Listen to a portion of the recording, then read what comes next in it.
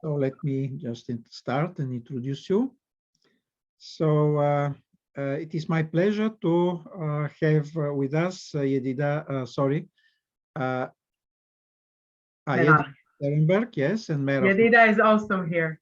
Yes, this is my mistake. Okay. From the Ezer Mizion AAC Center from Israel. We are very grateful that experts from this center, professionals from this center, share experience with us last year and the years before, and with the ECER conference now.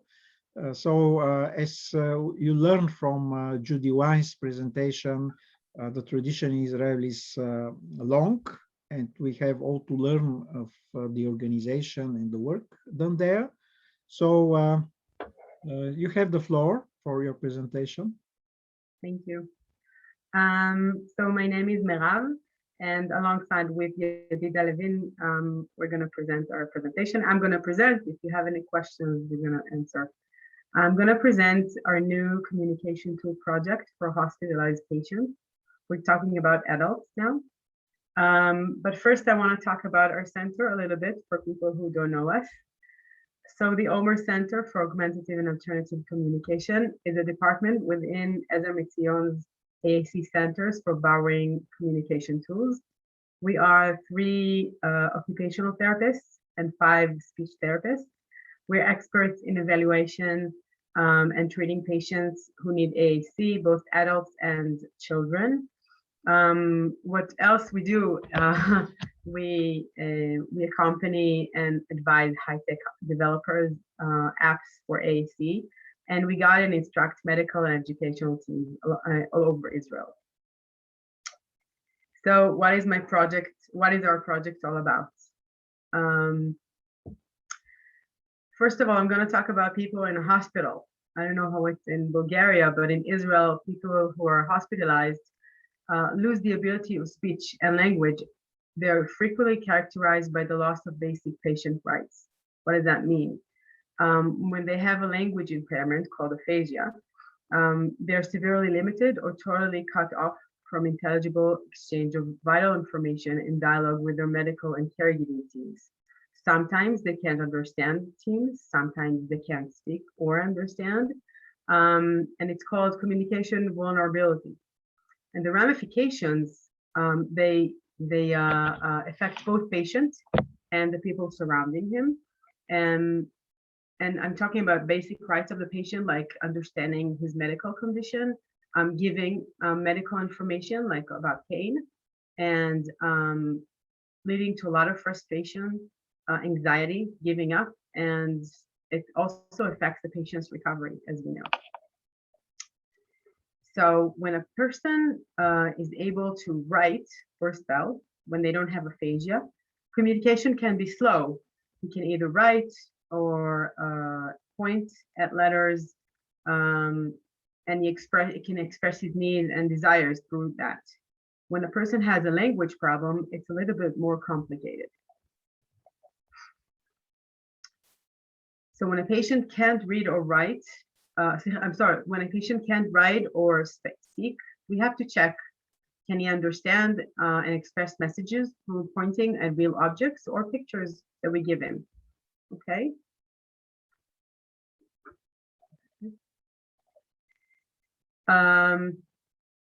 These pictures are part of our communication board, so I'm giving you a little bit of a trailer to our communication board. So we have written words followed by a picture, leads to a better understanding of the concept, thus enabling wider communication. First of all, for the patient, he can try, or he is limited in reading, but he can try and read a word here or there. Simple words followed by symbols. And there's a great importance that the symbols will be led by words in their own language. As you see, we have Russian here, English, Arabic, and Hebrew. So it's very, very important for the patient to have the communication board in his language, in his culture, also the symbols in his culture. I'll show it to you in a minute. And so when we thought about this tool, we thought, what is the need for adults? First of all, there's a communication tool which includes pictures and symbols fitted for adults usage, which means the symbols should be not so like for children. Like as you see here, the money here, it's Israeli currency, but most of the pictures we have are for adults. And also the message would include personal urgent messages, but also various conversation topics. When we did the communication boards in the beginning, we did personal urgent messages. And so we thought, but a person who has a stroke and is being hospitalized for the first time in his life, he has no idea what's going on in his life outside the hospital. So we thought that maybe if he had conversation topics, he could ask the person who is his caregiver or the nurse, he can ask them about what's going on, okay, in very simple, short messages. I want to talk about us as SLPs, okay, that was about the patient and the caregiver and the nurses. I want to talk about us as SLPs.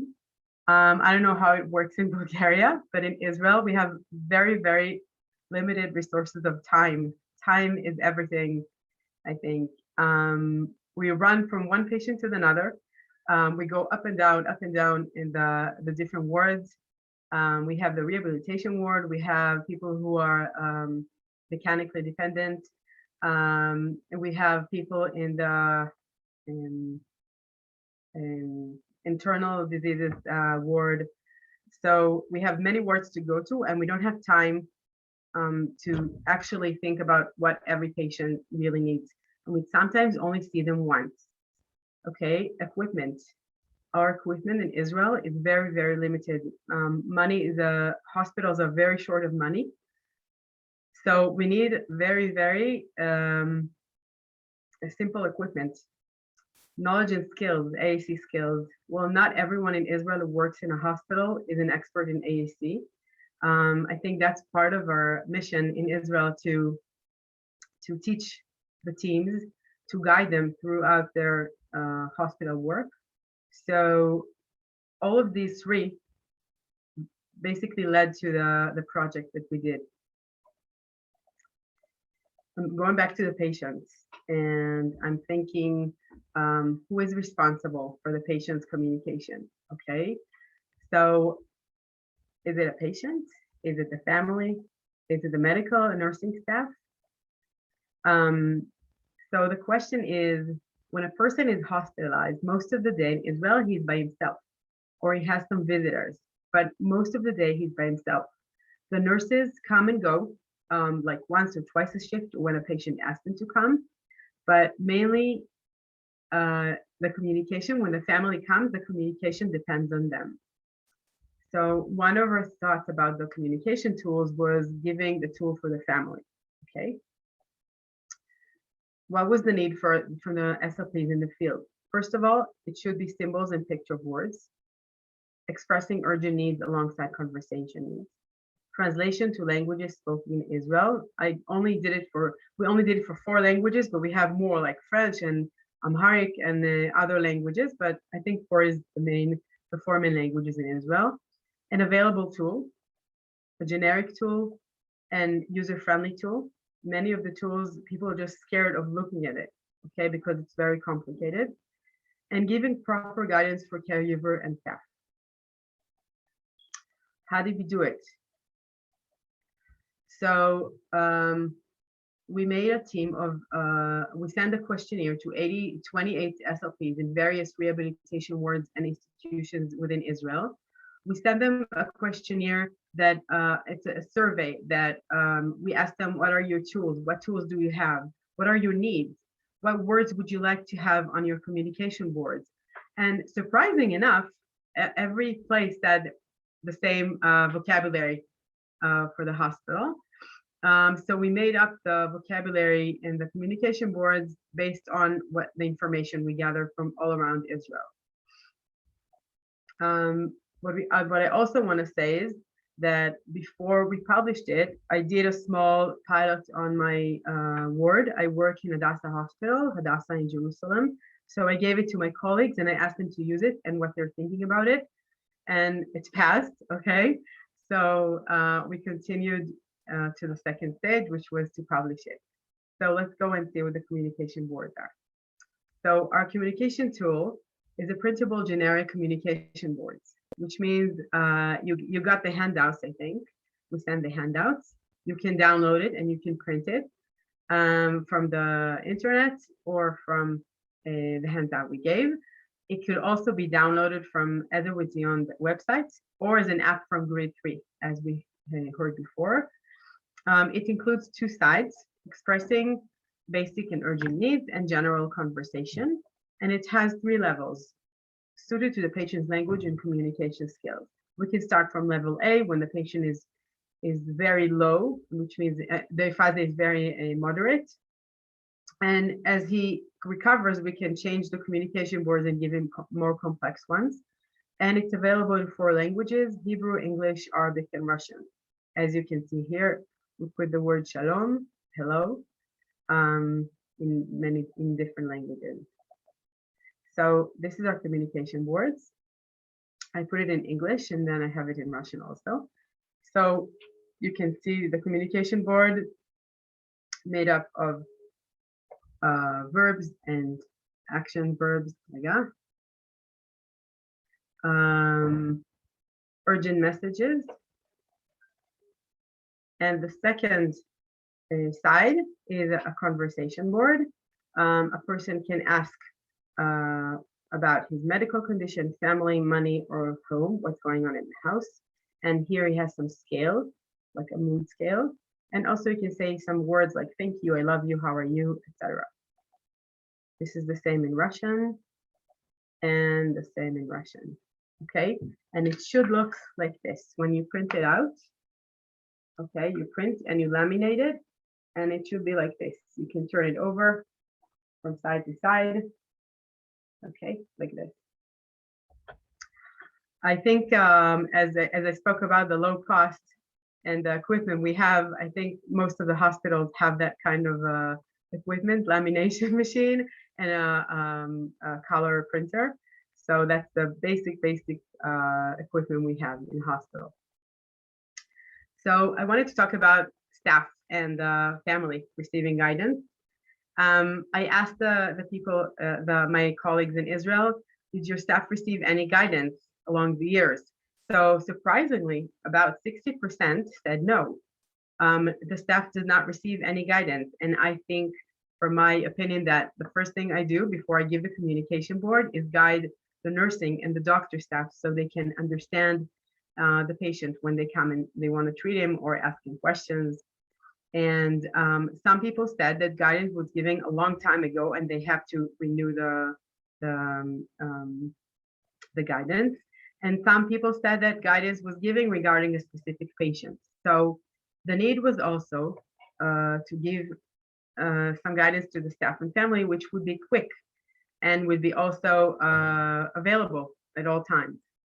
So what we did was we made a guide sheet for the caregivers. It's also available on our website. The first section of the instruction for the use of communication board includes information regarding aphasia. How do we communicate with someone who has aphasia? And exact